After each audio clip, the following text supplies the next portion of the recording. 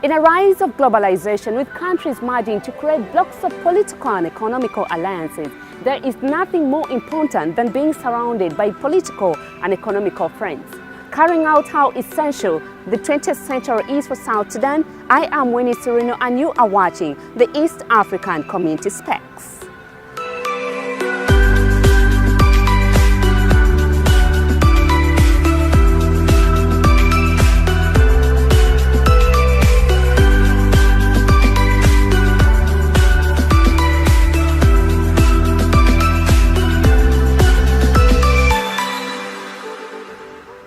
Accelerating into the slope of integration, the East African Community, now composed of 6 member states, is not only focusing on one block of political understanding, but rather an umbrella of nations with one political understanding and one currency come 2020, which is the East African shilling.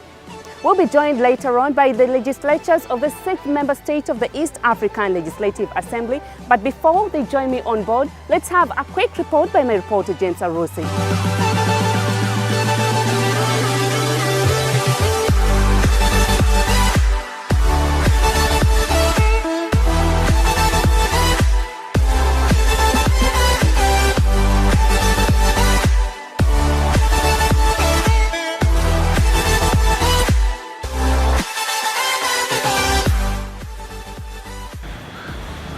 In for Ssbc, tracking East Africa, I'm James Arusi, on the road touring the East African community countries, Kenya, Uganda, Tanzania, and now in Rwanda. This is the capital, Kigali. Members of the 4th East African Legislative Assembly, composed of representatives from South Sudan and other 5 East African countries. For the first time, South Sudan is participating, acquainting themselves of various institutions and border points, progress for the long-hoped integral dream of one nation with the federal system.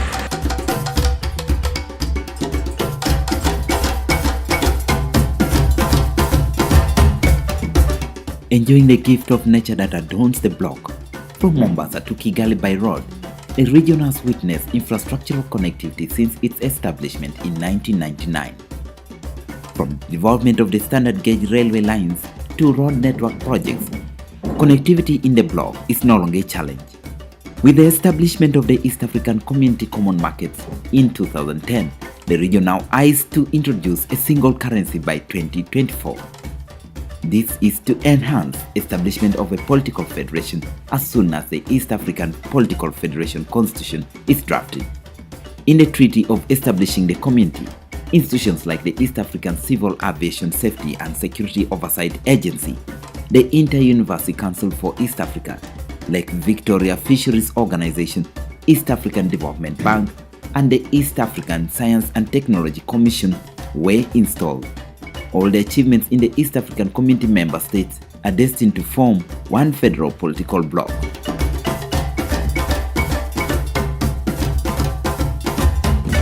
Still destined for one goal of forming a federal system, South Sudan is now a sole member. But let's look at how South Sudan is expected to benefit from this. We will be having sole interviews with members representing South Sudan in the East African Legislative Assembly.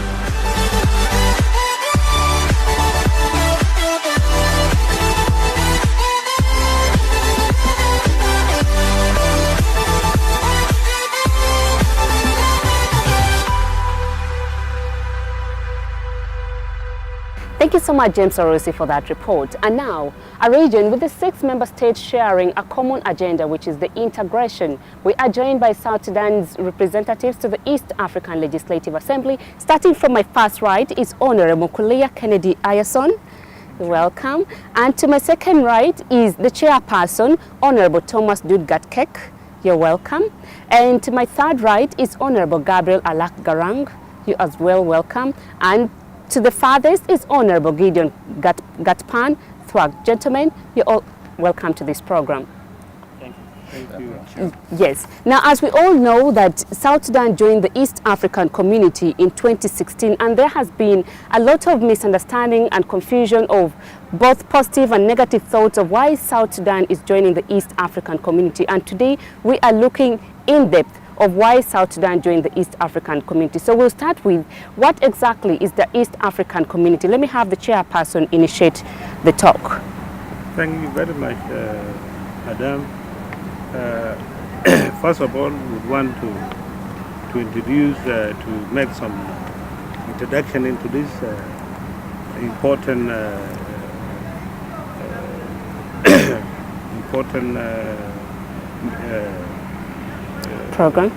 Program. We, the members of the South African Legislative Assembly, we were inaugurated in December 18, 2017. Okay. This is where the South Sudan have joined the legislature. Okay. We were actually 9 members from South Sudan representing the Republic of South Sudan in EALA. Okay.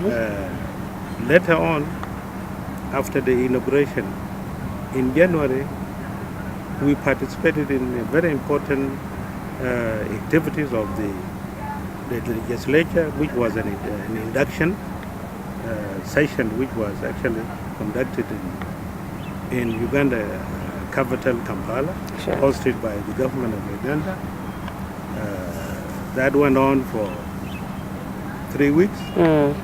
After that, we came back home. Okay. After that activity, because as new members of the force EALA, one of the important is you must definitely, as a new member, you must be introduced into the program of the legislature, how Okay.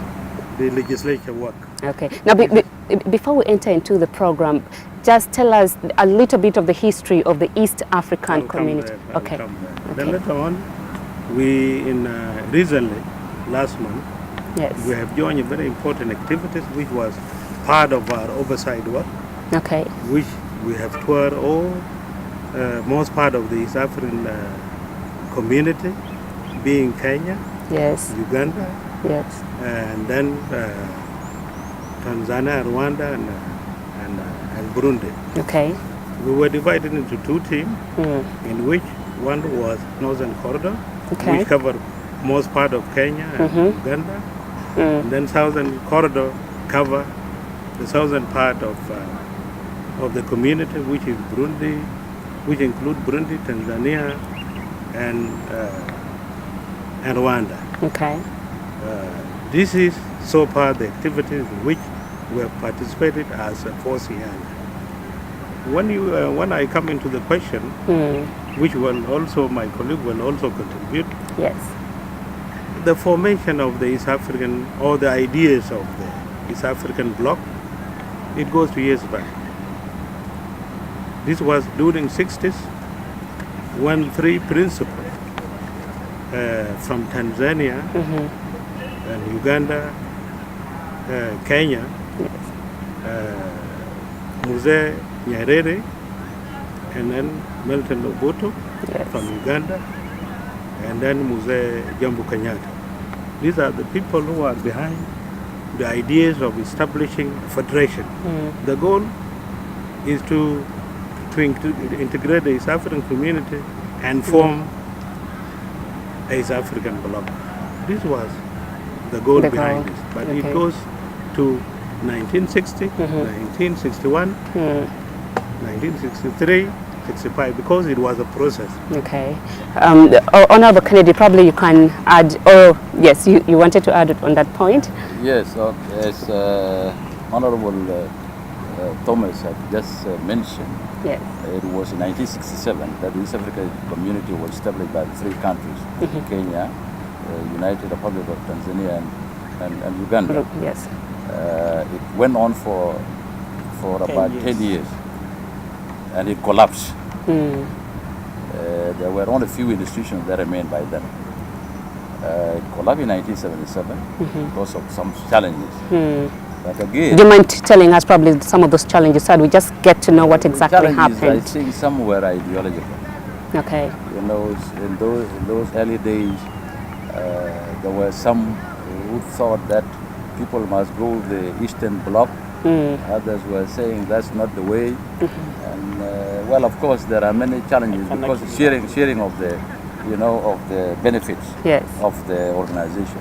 So in 1999, the three countries again signed another treaty. Okay. That is on November 1999. Okay. That is the Republic of Kenya, Uganda, and the United Republic of Tanzania. And they signed it. Burundi, Rwanda joined in 2007. And then South Sudan joined in 2016. Sure. That's the history of the East Africa community up to this stage. Okay. Can add something on the breakdown. Sure. The collapse of the East African community. Okay.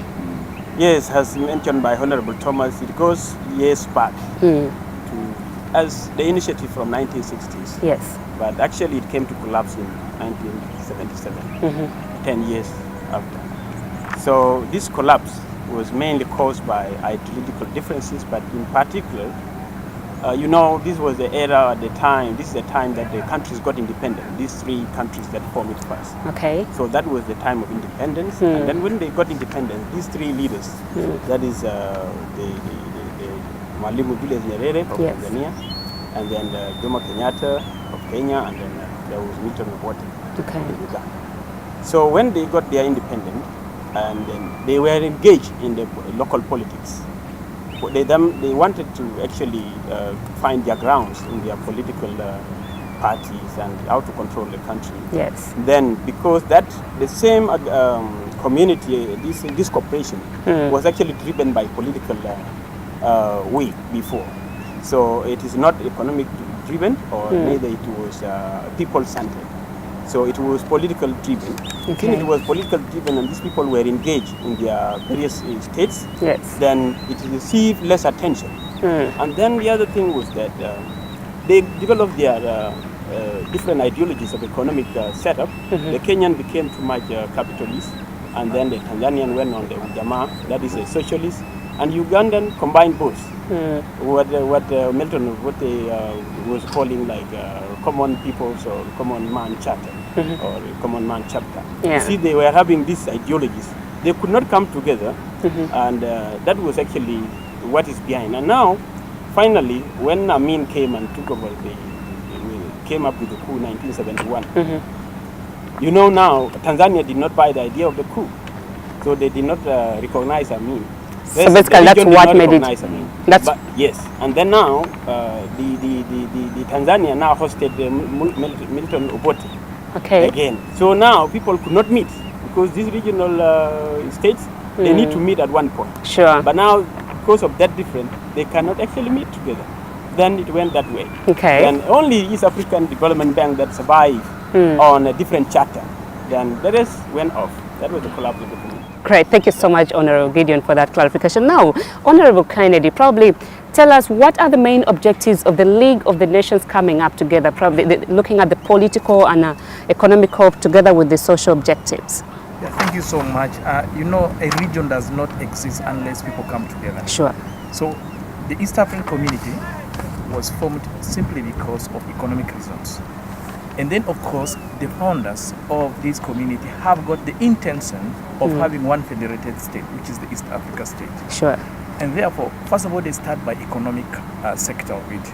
And then I must say that the East African community is one of the powerful community in the world. It's second to the European Union. Sure. And therefore, the reason is why people came together is one, for economic gains. Reason being, you cannot negotiate if you are in small group. But you can negotiate if you are big in number, so that your bargaining powers are very high.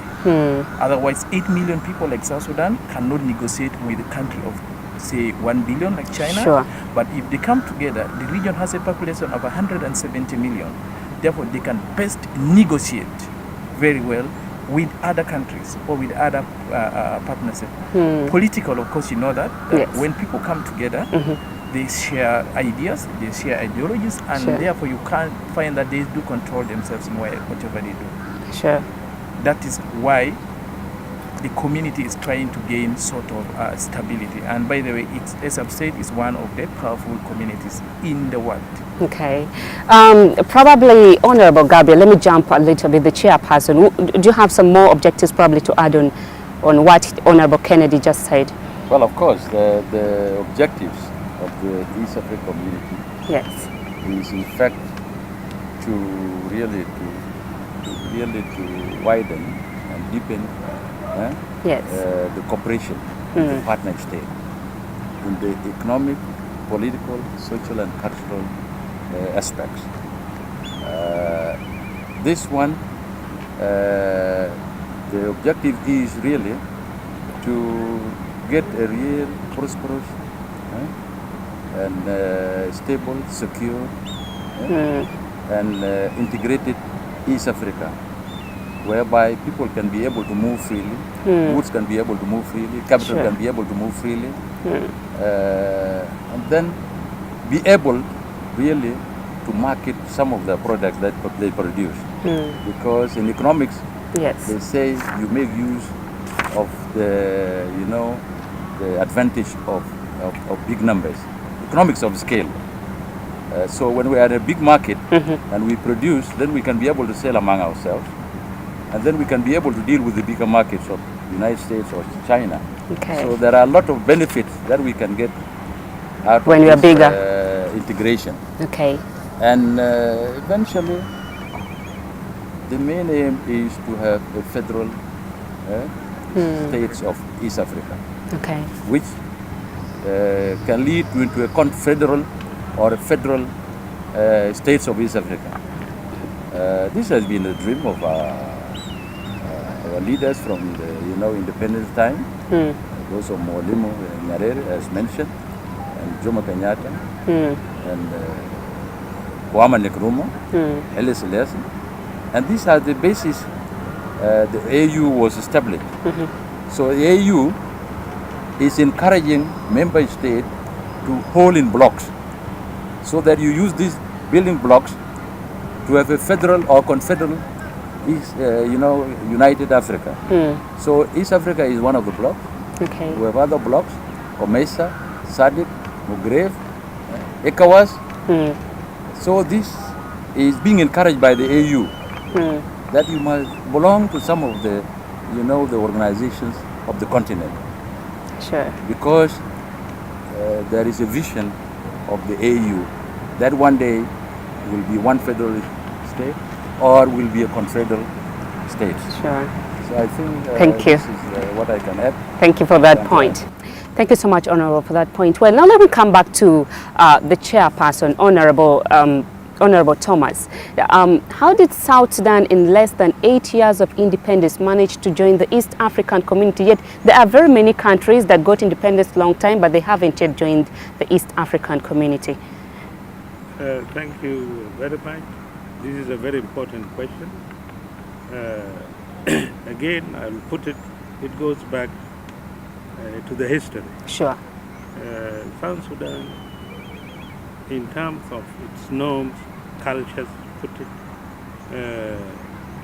it relate to other people in the African continent. Yes. And the immediate block to South Sudan is the East African community. Why I say that it goes years back. In the old Sudan, Yes. South Sudan for years was a part of the one Sudan. And you have heard of so many struggles. Sure. Because there was an issue to do with the political aspect of or ideological issues in old Sudan. Because in old Sudan, we were having a driven Islamic ideological problem in Sudan, in which, and if you goes back to the composition of the old Sudan, it was composed of elements of Arabs and Africans. And if you divide them, 35% maybe you call them, they may be referred to Arabs, but 65% are Africans. So that came in the struggle. There was a political struggle in this situation, which led into the formation of Anyanya One, which struggled for 17 years. It was the issue of Africanism and Arabism. Okay, go ahead. The South Sudanese would want to be called to name Sudan as an African country, but our brothers in the north were actually talking of Arab country. Arab country. So it went on for 17 years. A small government was achieved, an autonomy, which formed the High Executive Council, which were actually an autonomous government. It went for a few years, and then later on, it was abolished by the Numeri during his regime, and then after that, 1983, war broke out again, and then we went again to struggle. With all this, there was a kind of development relationship with the East African community. During the struggle? During the struggle. Okay. In which we have really benefited a lot. Okay. Whenever we break and launch a rebel movement, definitely the East African stood always behind us. Okay. Okay. With that relation, is a story. Whoever helped you in attaining this republic, which is today we are enjoying, yes, definitely you will definitely pay to them. Sure. So basically you're saying it's the struggle that made us join the East African community. Is that what you're trying to clarify or justify? Also, you talk of historical, cultural norms. We share so many common issues with the East African community. Okay. Being in cultures, in stories, and all this kind of thing. So we relate. Maybe let me add something. Okay. Fine. Yeah, you know, the proximity of South Sudan to the East African countries is also another factor. You find that we share identical norms together. Okay. What are these identical norms? Just culturally, you know, the people of northern Uganda and people of South Sudan are similar.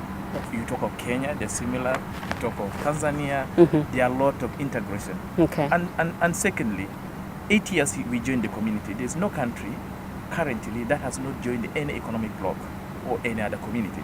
So South Sudan finds it very easy to join the East African community, other than looking for those farthest kind of communities. The blocks, for example, SADC, COMESA. But it is easier to join a community that you're nearer and you're sharing common goals, you're sharing common perspective, everything is similar. And that's the reason as to why we joined. And 8 years is actually a lot. Sure. We joined this community long time ago. That's why people find it easy to take refuge in Uganda. Ugandans take refuge in South Sudan when conflicts break out. So definitely we find we have already joined. Actually, it was just formal.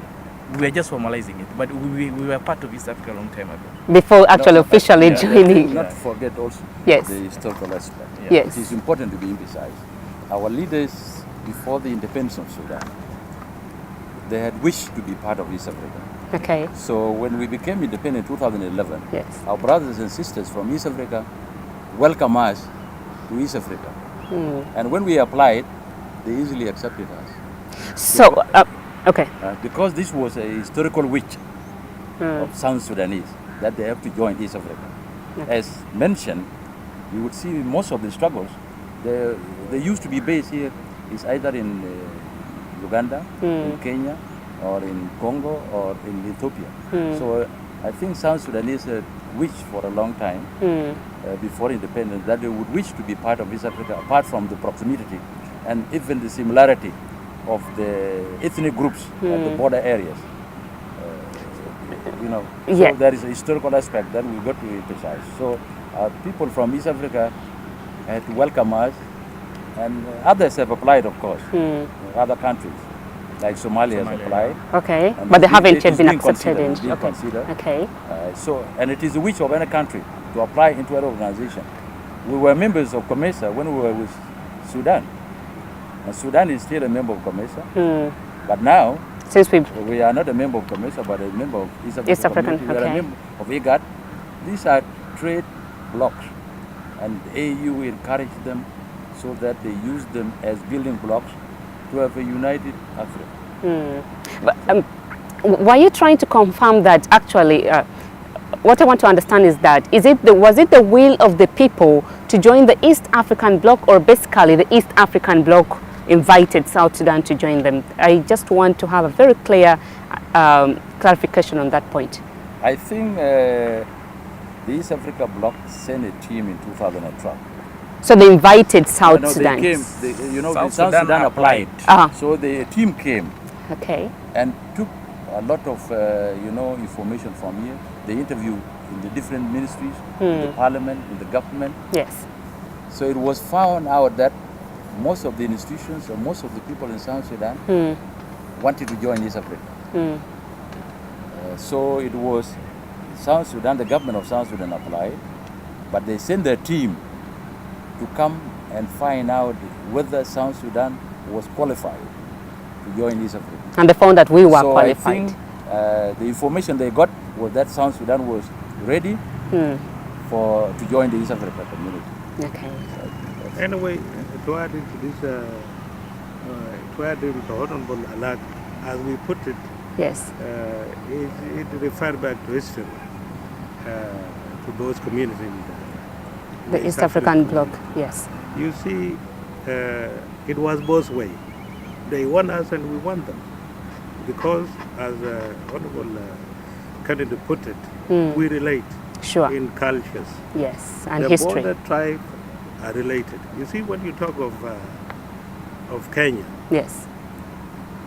the tribe at the border speak the same language. Sure. At all these borders, being Madi, being Asholi, they relate. Sure. And then when you talk of Kenya, it's the same. We have Kalajit from the other side, and we have Taposa, Taposa, okay. and then Murle. Sure. They speak the same language. Okay. So it was both ways. Brothers would want each other. And that is why it was automatic.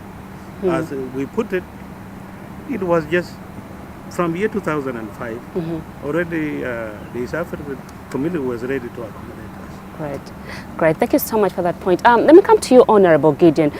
For now, the 2 years that we have been in the East African community, how far has South Sudan fitted into the community? Thank you very much. Yes, our being there as legislators, our legislators, is one of the factors that show that we have been integrated. We have a judge in the first instance court of the East African community, East African Court of Justice. Yes. We have the lower division. We have a judge there. We have our Ministry of Trade and East African Affairs. It's a government institution in South Sudan, but has already a component of reflecting East Africa. So, in terms of integration, we have the East African, the Northern Corridor Transport and Infrastructure Authority in Mombasa. We have a representative there. We have two representatives from South Sudan, by the way. Okay. Is Is that part of the 9 that you earlier before said? It's different. Those are I'm different now trying organs. to expand the question of how we have been integrated so far. Sure. So now, because this kind of cooperation, Yes. I would say in the East African Treaty Yes. that establishes the East African Community, in Article 6 and Article 7, mostly the Article 7, which is actually the operational principles of the East African Community. What guides now and what governs the achievement of the objectives that he said earlier. Yes. Is now, it has changed somehow that it become now people-centered and market-driven kind of cooperation. So people and the services and the trade and so forth is faster than the political federation. So now when you see the establishment of the East African community now is driven by key protocols on the custom union, the common market. Now the custom union, where we have the common, the single custom territory, Yes. and that's why you see our officers from the custom and immigration are in Mombasa together with the rest. You see, we have also people there. So this is an integration. The business of the port of the Mombasa, where all these countries are benefiting, is now being done in a single custom management system. So now when you come to the people, now the movement of the people, Yes. Article 128 of the treaty itself, 128.3 of the treaty, is actually 128E of it, is saying that the movement of the establishment of the private sector should be strengthened. So you are motivating the private sector to now kind of move this kind of integration. Article 143 is also saying 1043 is also saying that we have to promote and facilitate the movement of goods, people, and services. So you see, when you build like this one-stop border post Yes. to ease the movement of people and goods and services in every border among the partner states, you are easing the integration. You are deepening the integration. You are kind of widening the integration in those aspects. So now, I would say so far we are well integrated. It is our business, like we are talking now, we legislators from the East African community, Yes. to communicate to South Sudanese people who are the citizens of East Africa. It is our responsibility as East African Parliament to communicate to the region, Yes. reach out about the benefits of the East African community. Because since it is economic driven, since it is people centered and market driven, that is a private sector economy, we want to be closer to one another. Because if we are far much away from one another, our activities will not give us what we want. Okay. We have to be kind of export-oriented economy. We have to tell our people that we need to produce. You see, all those challenges that we have that prevent us to produce, we must overcome them in one way or the other, so Sure. that we produce and we become part of the bloc that is producing. Because this bloc, it can only be significant and meaningful for us if we produce. That's true. Because it's export-oriented. You have to give something and they give something. That's true. And we all of us give something to the outside world. You see, We- that's what happened. We'll come back to that part of. To add on this, you know, for the last 2 years, Yes. there are sectoral meetings where our representatives go and meet with those of East Africa. Okay. Be it the Auditor General, our Auditor General, Yes. he goes and meet with the other Auditor Generals. And they audit the accounts of the organization. Those of the statistics, they meet together. Those of the security meet together. They send, you know, the chiefs of the police, of the CID, of the military intelligence. They go for some training and meetings together. There was, even in February, we attended one of the military parades in Uganda, in a place called Butaleja, Okay. which was attended by President Yoweri Museveni. The military of the 6 countries were there. From all the 6 countries. 6 countries. Where South Sudan had a small force there. Yes. And a general was sent from there to represent South Sudan. So all the ships of the armies, and then there was a military parade that was made in Uganda.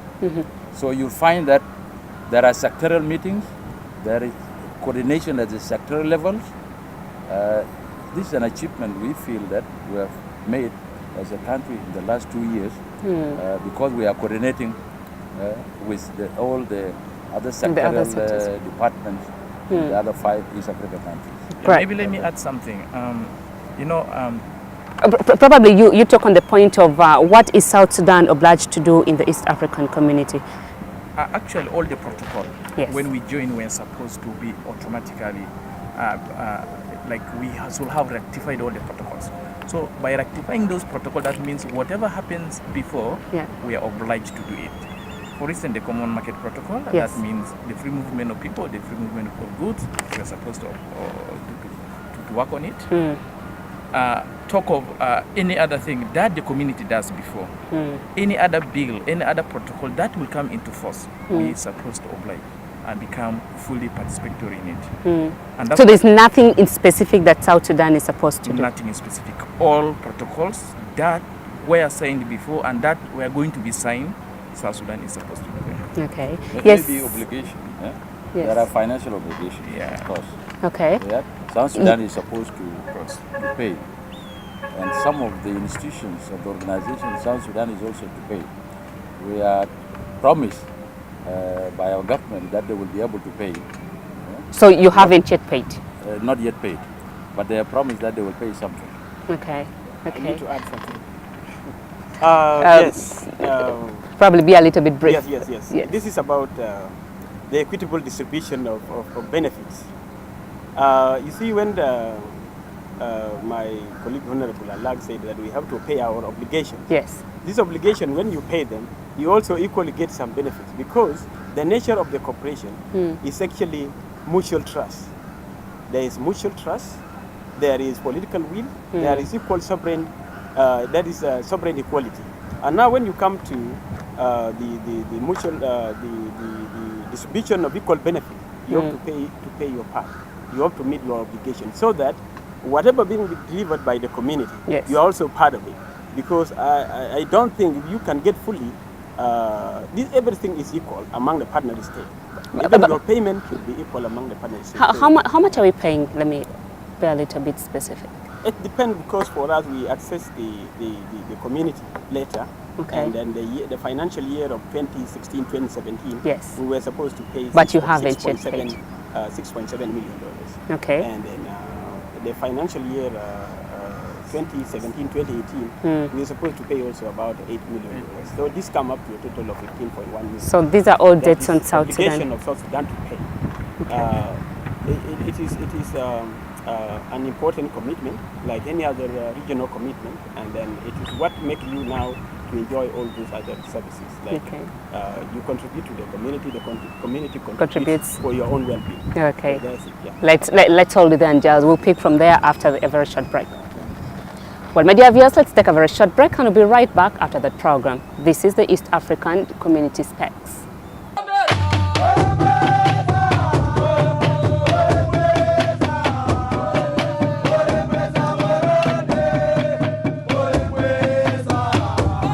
Welcome back from that break. If you've just joined us, you're watching the East African Community Specs, and still in the program we are joined by the South Sudan legislatures representing the East African Legislative Assembly in the East African Community. One more time, starting from my right is Honorable Mukalia Kennedy Ayason, and to my second is still Honorable Thomas Dut Gatkek. He's the chairperson, and to the third is Honorable Gabriel Alak Garang, and to the farthest is still Honorable Gideon Captain Thwak. Yes, honorable members, we were talking about the activities and all that, and now we're going to look at the target that South Sudan is looking at. Basically, what are some of the targets that we have achieved and yet we are to achieve? Let's start with you, Honorable Ken. Thank you so much. One of the targets that the community looks at, of which South Sudan is supposed to look at, is the common market, where goods and services that originates from member state moves across the member states. Yes. And this one has been achieved. Then we have the protocol on customs union. Okay. Where we're supposed to have a kind of representatives and one border post. Like people coming from Uganda should get clearance in South Sudan. People going from South Sudan should get clearance in Uganda. This has been achieved. Then we are entering the monetary union. Okay. And the monetary union is to have a single currency, yes, which is yet yes to come into force. Of course, we are going to debate the bill on the monetary union. Okay. That is in our next session in Arusha. Okay. Of course, once it's debated, it will be passed. It will pass. When it's passed, then we shall establish what we call the one single currency. Sure. And then the next is, as the dream, as we have said, it's supposed to be one federated state, which is East Africa. Yes. And that's now the political federation of it, okay, which is ready to come into force. So basically, those are the targets, and of which South Sudan is going to kind of be part of participate in it. Okay. Do you have anything to add on that point, Honorable? I want just to add a little. Yes. When you talk of targets, as my colleague Kennedy put it, yes, we have already benefited a lot. South Sudan has been a beneficial in this common market and custom union, etc. Because already from year 2005, yes, when we were South Sudan achieved peace, already South Sudan, instead of just depending on the north, yes, we came automatically depending on East Africa, on the East African community in terms of transportation of goods, movement of people. We have been doing this before, even before the accession of South Sudan into East African community. So the benefits are a lot. Okay. And then again, when you talk of the other benefit, The ones we are expecting? no, the other benefit within the East African community. Okay. The East African community is composed of some structures. You have the summit, you have the secretariat, the executive, Yes. and then you have the legislature, in which if you talk of integration, we are fully there, and we are represented. When we were touring the East African community, Yes. at border point, you can even get the president participation of South Sudan in those points. An example of Mombasa, we have a president. My colleague Alak have talked to you about one occasion, which was a very important occasion. This was on defense protocol, in which we participated and we have shared. This was hosted by the president of the Republic of Uganda, which was a very important element of the integration. This is in the area of defense, in which President Museveni were able to launch the East African Defense Forces, in which South Sudan was also Part of it. participating. Okay. Now, maybe to add on that, you know, there are a lot of institutions that have been established. Yes. The port of Mombasa has been expanded, so it can receive more goods, imports and more exports. Also, the railway gauge, you know, the standard railway gauge, standard gauge, it moves from Mombasa. It has reached Nairobi, and it's supposed to be extended to Uganda and to South Sudan. South Sudan, yes. So that's also an achievement. But it hasn't yet reached South Sudan, so Yeah, it has not reached. it's what we're expecting. You find that there are a lot of, engagement in the northern corridor on issues of electricity. And yesterday, it seems it was in the cabinet discussed that the electricity was going to be extended to the border areas, namely Kejukeji and Kaya. Yes. This is one of the achievements. So the infrastructure, on the side of the other East African countries is fine, but it is yet to come to South Sudan. Sure. Fiber optic is also a plan. It's supposed to be extended either from Logoshogo to South Sudan. So there are a lot of institutions that are operational now that have been, achieved by the East Africa. There is Lake Victoria Basin Commission, which we've also visited. We were also arguing that should it continue to be called Lake Victoria? Because it will include now the Nile. Sure. So they were agreeing with us that the name can be changed. Okay. You have a lot of like the East African Development Bank, which is in Kampala. Yes. It gives loans out, and it is working. It's operational. It is profitable. Okay. We also can take loans from there, and then University Council, Okay. also in Kampala. There is also the civil aviation body, also in Kampala. Yes. And there is science and technology center in Rwanda, Kigali. Some of these institutions have been established. Do you have any in South Sudan? Maybe what happens, we have other two commissions Okay. that are going to be established. Okay. Where? In any of the partner states. But of course, South Sudan has no commission or secretariat that has been. Definitely, if, for instance, the monetary union, Yes. if it is established, we expect maybe South Sudan to check it out and to be established here. Let's look at the Institute for Statistics that deals with standards. Once it's established, it can either come here. So each of the partner states have equal shares, and they can get to have any secretariat or any commission being formed in the partner state. So I believe in between the two, South Sudan will get one. Correct. Or two of them. In case if we wish, we can get two of them and establish them here. Okay. And it's a benefit. That will be interesting. Yes, Honorable, you're we're already winding up. But as you add on your point, just clarify, there was this point of probably benefit of freedom of movement. Are we now in position to move to East Africa freely, or we are still paying border or visa? I don't need to miss one thing from the first clarification. Okay. That is on the benefit that we are getting. Yes. A lot of students of South Sudan are studying in the East Africa as we put it. Sure. After the declaration of the common higher education area, we now have common things in East Africa. Sure. Initially, you would be charged a different percentage on the top of your fees in the schools. Yes. This time it is not there. Not anymore. It has been scrapped off, and everybody is equal in East Africa. So that is one of the benefits that we are realizing, and we have a big number that is realizing that kind of benefit.